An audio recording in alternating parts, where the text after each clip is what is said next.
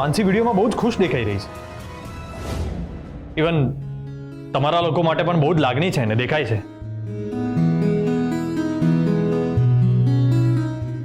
અને જો માનસી ખરેખર આટલી ખુશ હોય ને તો તમારે ગુસ્સો કરવાની કાંઈ જરૂર નથી.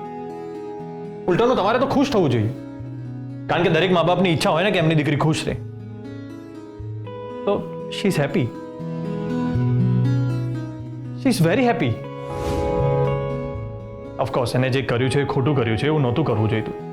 અને બધી જ સાચી સાચી વાત તમને કહી દેવી જોઈતી હતી, કારણ કે સાચું બોલવાથી ઘણા બધા પ્રોબ્લેમ સોલ્વ થઈ જાય છે. કદાચ આ વાતની એને નહીં ખબર હોય. હા, મને પણ એવું જ લાગી રહ્યું છે પપ્પા. અને આ માનસી વિડીયોમાં તમારા વિશે જે બોલીને એ સાંભળીને એવું લાગ્યું કે કદાચ તમે જ એને એટલો વિશ્વાસ નથી અપાવી શક્યા કે એના મનની વાત તમને કરી શકે. પણ એનો અર્થ એ નહીં કે આ રીતે મા બાપને દુઃખના કૂવામાં ધકેલીને દીકરી જતી રહે. અમારા તો બાવાના બેય બગડ્યા, દીકરી ગઈ અને લગ્ન એ ના થયા. મમ્મી, તમે જેટલું વિચારી રહ્યા છો એટલું ખરાબ નથી થયું. અને જો માનસીએ કંઈ પણ બોલ્યા વગર ચૂપચાપ મારી સાથે લગ્ન કરી લીધા હોત ને તો બહુ ખરાબ થઈ જાય. હું જાણું છું કે અત્યારે તમે લોકો ટેન્શનમાં છો એટલે આવું બધું વિચારી રહ્યા છો, પણ આનો કંઈક રસ્તો નીકળશે. આપણે કંઈક રસ્તો કાઢીશું. અચ્છા, મને એમ કહો કે આ લગ્નનો જે એગ્રીમેન્ટ થયો હતો એ વિશે માનસીને ખબર હતી? આ વાત તો અમારા વડીલોને વચ્ચે થઈ હતી. એટલે માનસીને નહોતી ખબર ને? ના, એટલે અમારી ખાનગીમાં ડીલ થઈ હતી એટલે. ના, ખાલી માનસીને જ નહીં, અમારામાંથી કોઈને નથી ખબર એગ્રીમેન્ટ વિશે. પપ્પાએ આ વિશે કોઈને કંઈ વાત નથી કરી. બસ તો પછી આ વાત અહીંયા જ પતી જાય છે. હા, હા, કારણ કે એગ્રીમેન્ટ કરીને લગ્ન કરવાને એ ખોટું છે. અને માનસીને એગ્રીમેન્ટ વિશે ખબર હોય તો એને તમારી ચિંતા થાય ને. અને એને ખબર હોય છતાં પણ આવું પગલું ભરે ને તો એને ગુનેગાર કહી શકાય. પણ માનસીને તો આવી કંઈ ખબર જ નહોતી. એને તો બસ પોતાના ગમતા છોકરા સાથે લગ્ન કરવા હતા જે એને કર્યા. અને ખુશ છે.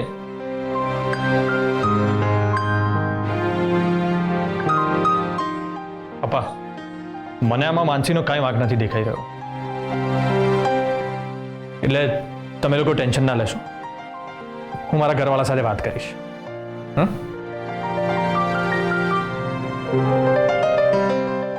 અને સવારે ગુસ્સામાં અમરબા આવીને જે તમને ગમે તેમ બોલ્યા એમનું નેચરલ રિએક્શન હતું. સો ડોન્ટ વરી, હું એમને સમજાવીશ. અને અમારા પરિવાર તરફથી તમને કંઈ પણ પ્રોબ્લેમ નહીં થાય એની હું ખાતરી આપું છું. ચાલો, હું રજા લઉં.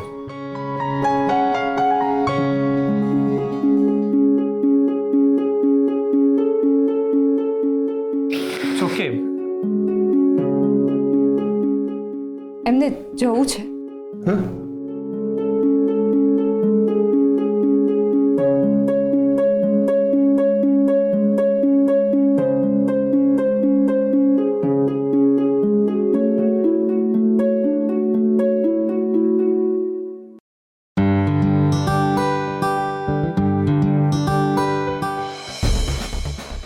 અમે કંઈ સાંભળવા નથી માંગતા. ઈમાનદારીને સાથ અને બેઈમાનીને લાત, આ અમારો નિયમ છે. હમણાં ને હમણાં નોટિસ તૈયાર કરો ને વિક્રમસિંહને મોકલો. દિગ્વિજયભાઈ, આ શું કહી રહ્યા છો તમે? વિક્રમસિંહ સાથે તમારા પરિવારનો સંબંધ બંધાયો છે, એ તમારા વેવાઈ કહેવાય, અને એમને જ નોટિસ? એ વકીલ, આ બધી વકીલાત કોર્ટમાં કરજો, મારી સામે નહીં. અહીંયા તો અમે કહીએ દિવસ છે તો કહેવાનું દિવસ છે, અને રાત છે કહીએ તો કહેવાનું રાત છે. સમજ્યા? ને જો તમારાથી આ ના થવાનું હોય તો અમને અત્યારે જ કહી દો, બીજો વકીલ બોલાવી દઈશું. ના ના, હું 1-2 દિવસમાં એમને નોટિસ મોકલાવી દઉં છું. 1-2 દિવસ? ના ના ના, 1-2 દિવસ નહીં, આજે ને આજે નોટિસ તૈયાર કરો અને વિક્રમસિંહને તાબડતોબ નોટિસ મોકલો. અહીંયા બેસીને નોટિસ તૈયાર કરો. પણ દિગ્વિજયભાઈ, એ કેવી રીતે શક્ય છે? પોસ્ટથી નોટિસ પહોંચતા પણ 1-2 દિવસ લાગી શકે છે. સમયનું મહત્વ સમજીને કામ કરશો ને રમાકાંતભાઈ, તો પ્રગતિ કરશો. હવે મેં જે કંઈ કહી રહ્યા છીએ ને, એ ધ્યાનથી સાંભળજો. 120 મિનિટ એટલે કે 2 કલાક. 2 કલાક છે તમારી પાસે. આ 2 કલાકમાં તમે નોટિસ તૈયાર કરો અને વિક્રમસિંહને મોકલો. પોસ્ટમાં મોકલો, માણસને મોકલો કે તમે જઈને આપી આવો. જે કંઈ કરવું પડે એ કરો, પણ 2 કલાકમાં વિક્રમસિંહને નોટિસ મળી જવી જોઈએ.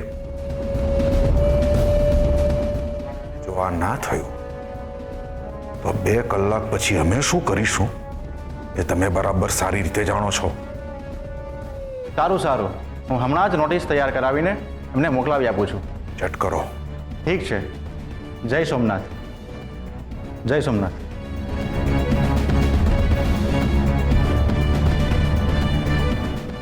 ઊંચા અવાજે વાત ના કરીએ ને ત્યાં સુધી આ લોકોના પેટનું પાણી નથી હાલતું.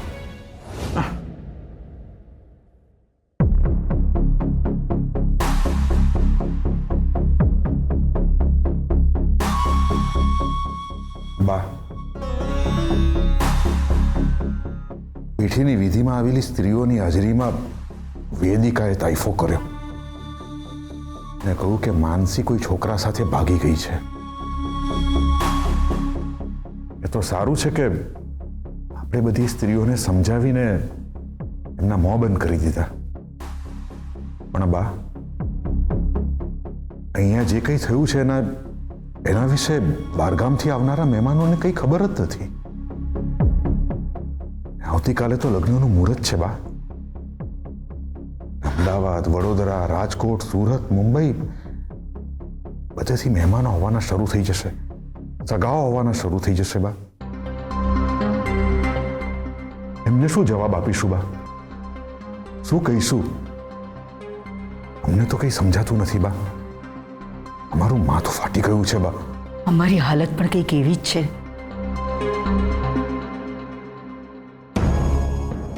મારું પણ માથું ખેંચાઈ રહ્યું છે. પણ દિગ્વિજય, આમાંથી કોઈક રસ્તો તો કાઢવો જ પડશે. રસ્તો કાઢવો જરૂરી છે. સાચું કહ્યું તમે બા. રસ્તો તો કાઢવો જ પડશે. પણ એ પહેલા વિક્રમસિંહને એની લાયકાત બતાવવી પડશે. જ્યાં સુધી આ નોટિસ એને પહોંચી નહીં જાય ને ત્યાં સુધી હું શિવગઢ છોડવાનો નથી બા. બા, તમારે રાજગઢ જવું હોય તો જવાની વ્યવસ્થા કરાવી દઈએ બા. ના, મારે રાજગઢ જવું નથી.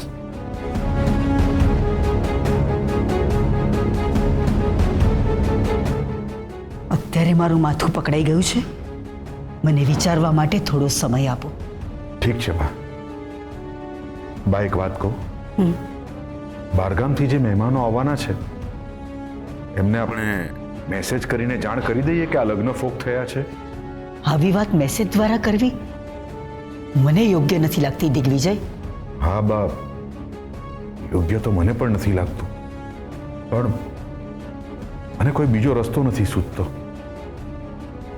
આપણે આ વાત કયા મોડે બધાને કહીશું બા? મને થોડો સમય આપો. હું મારા રૂમમાં જાઉં છું. ઠીક છે બા.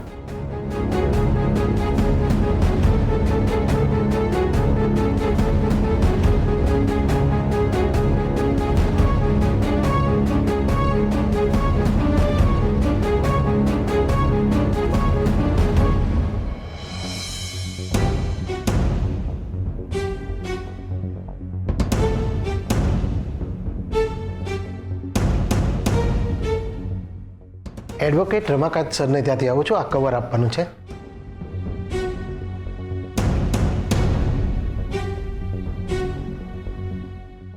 નોટિસ? કરાર ભંગ કરવા બાબત શ્રી વનરાજસિંહ અને શ્રી વિક્રમસિંહ વચ્ચે થયેલા લેખિત કરારમાં શ્રી વિક્રમ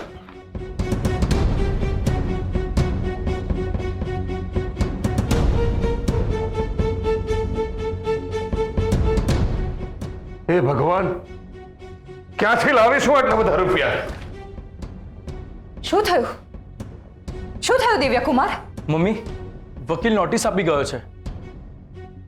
એમાં લખ્યું છે કે પપ્પાએ દિગ્વિજયસિંહના બાપુ પાસેથી જે પૈસા લીધા હતા એ રકમ પરત કરવાની છે વ્યાજ સાથે. અને જો એ નહીં કરે તો પણ હર્ષવર્ધનસિંહજીએ કહ્યું હતું કે એમના ઘરદાને સમજાવશે. હવે હર્ષવર્ધનસિંહ આપણા કુમાર ક્યાં રહ્યા છે? છોકરી ભાગી ગઈ ત્યાં જ આપણા સંબંધોનો અંત આવી ગયો છે. કદાચ દિગ્વિજયસિંહજી અને અમરબાઈએ એમની વાત સાંભળી જ નહીં હોય.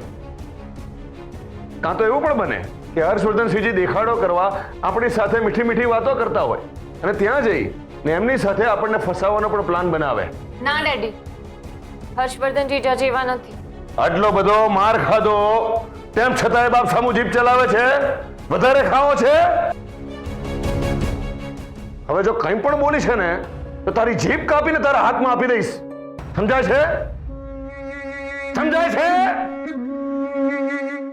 નોનસેન્સ. હવે નોટિસ આવી એમાં એની ઉપર શું કામ ગુસ્સો કરો છો? જે કરે એ ભરે. શું બોલ્યા? ના, હું એમ કહું છું કે હવે શું કરીશું? હું પણ એ જ વિચારી રહ્યો છું. ટેન્શન થઈ રહ્યું છે કે હવે શું કરવું. એ મહાદેવ, હવે તો તું જ કંઈક રસ્તો બતાવ.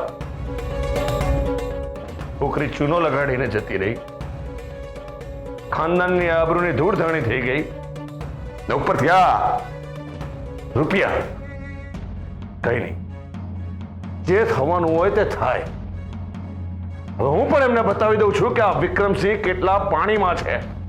અરે સાંભળો ડેડી, અરે ક્યાં એમની સામે થવા જાય છે? વિક્રમસિંહને નોટિસ મોકલાવે છે. આજે તો બતાવી જ દઉં છું એમને. પપ્પા, પપ્પા ઉભા રહો.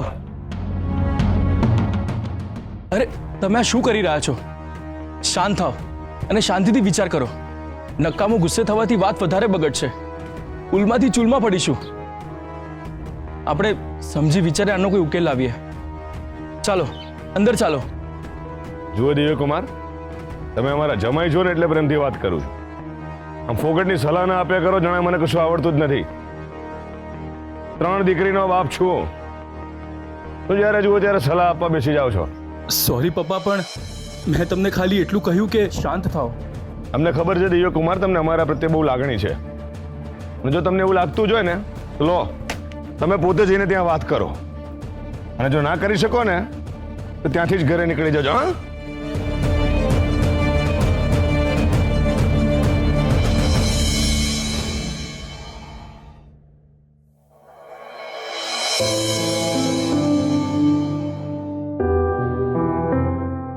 અરે દિવ્યકુમારસિંહજી, તમે અહીંયા? જય સોમનાથ. જય સોમનાથ. હર્ષવર્ધનસિંહજી, તમારી સાથે વાત કરી શકું? જો તમને કોઈ વાંધો ના હોય તો. અરે બોલો ને, શું થયું? જે કંઈ પણ થયું એના પછી તમારી આંખોમાં આંખ નાખીને વાત કરવા માટે મારી જીભ નથી ઉપડતી. ખરું કહું ને તો તમારા પરિવારની આબરૂ પર કાળો ડાઘ લાગ્યો છે. અરે ના ના દિવ્યકુમારસિંહ, જે કાંઈ પણ થયું એમાં કોઈનો કાંઈ વાંક નથી. એના માટે તમારે ગિલ્ટી ફીલ કરવાની જરૂર નથી. તમે હચકાયા વગર કહો કે શું વાત છે. આ તો તમારી સારપ છે, બાકી ભૂલ તો અમારી હતી ને. આમાંથી તમે જ અમને કોઈ રસ્તો બતાવી શકો છો. એવું શું છે એ તો કહો. તમારે ત્યાંથી એક માણસ આવ્યો હતો. એણે અમને આ નોટિસ આપી છે. નોટિસ?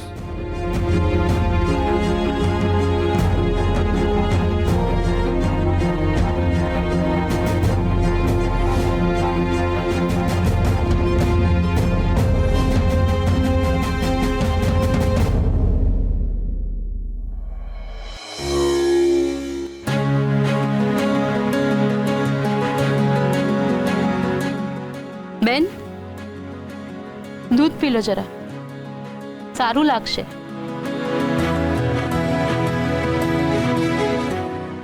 બા, થોડી વાર પહેલા તમે કહેતા હતા તમારું માથું દુખે છે, હવે કેવું છે તમને? હા, થોડું સારું લાગે છે.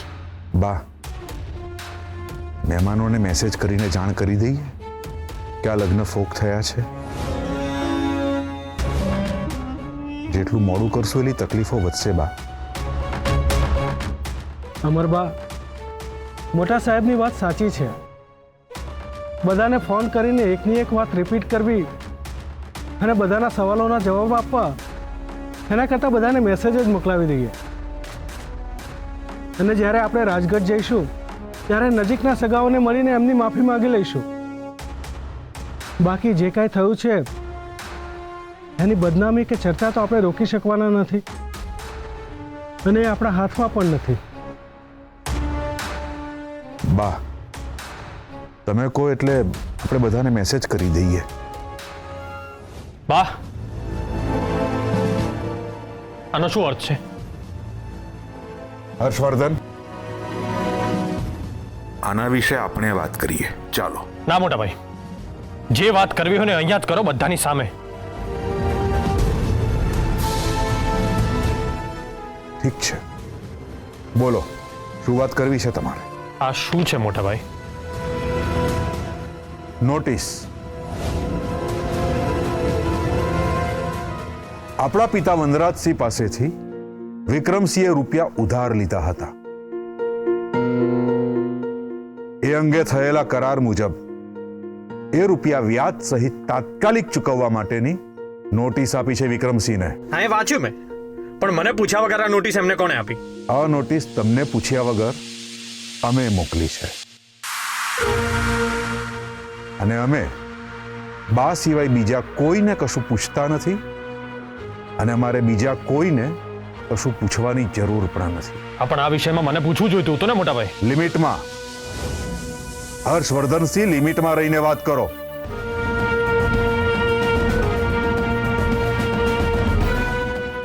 વિક્રમસિંહ પાસે જવાબ માંગવાના બદલે તમે મને રૂઆબ બતાવી રહ્યા છો. રૂઆબ નથી બતાવી રહ્યો મોટા ભાઈ, તમે પણ જાણો છો જે કંઈ થયું. એ કઈ? હર્ષવર્ધન, આ તમારા માટે પણ આટલી સરળ અને સહજ વાત છે?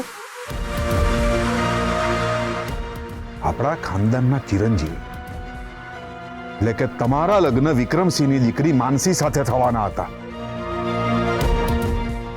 ને માનસી લગ્ન પહેલા છેલ્લી ઘડીએ બીજા કોઈ છોકરા સાથે ભાગી ગઈ અને આપણા ખાનદાનની આબરૂને કાળો ડાઘ લગાડી ગઈ. ને તમે કહો છો જે કંઈ?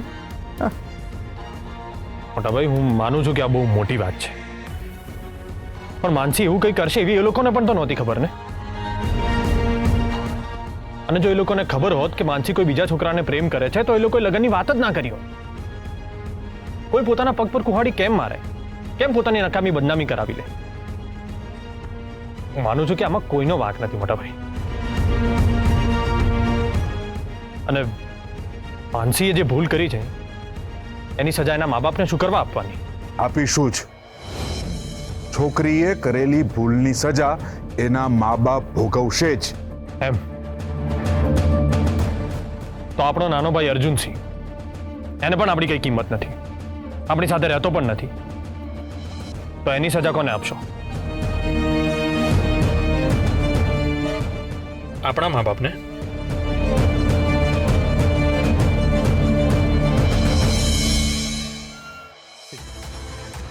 એસીપી હર્ષવર્ધનસિંહ, તમને લિમિટમાં રહીને વાત કરવાનું કહ્યું છે. તમારી વાત ચાલે છે ને? અર્જુનને શું કામ લાવો છો વચ્ચે? આવું કરીને તમે અમરબાનું અપમાન કરી રહ્યા છો. તમારે જે કંઈ વાત કરવી હોય ને એ મારી સાથે કરો, ડાયરેક્ટ મારી સાથે. વાત કરવા જેવું તો કંઈ રાખ્યું જ નથી તમે મોટા. મારા લગ્નનો એગ્રીમેન્ટ કરીને જે સોદો કર્યો છે ને એનું મને બહુ દુઃખ થયું છે. એટલે હું તમને ચોખ્ખી વાત કહી દઉં છું કે જો આવી રીતે કાગળિયા મોકલીને માનસીના પરિવારને હેરાન કરશો ને તો એનું પરિણામ બહુ ખરાબ આવશે. ધમકી? અમને ધમકી આપો છો? જે છોકરી સાથે તમારા લગ્ન ના થયા એ છોકરીના પરિવારને બચાવવા માટે તમે તમારા સગ્ગા મોટા ભાઈને ધમકી આપો છો? ઠીક છે, તો આ આમ જ રહેશે. તમારાથી થાય તમે કરી લો.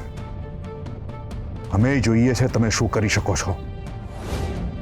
ઓકે, જાઓ.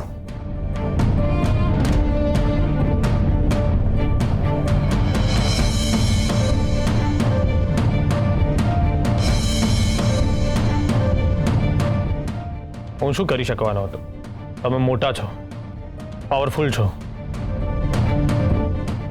હું બહુ તો મારા નામની પાછળ આ જે અટક લાગે છે ને એ નહીં લગાવું હંમેશ માટે.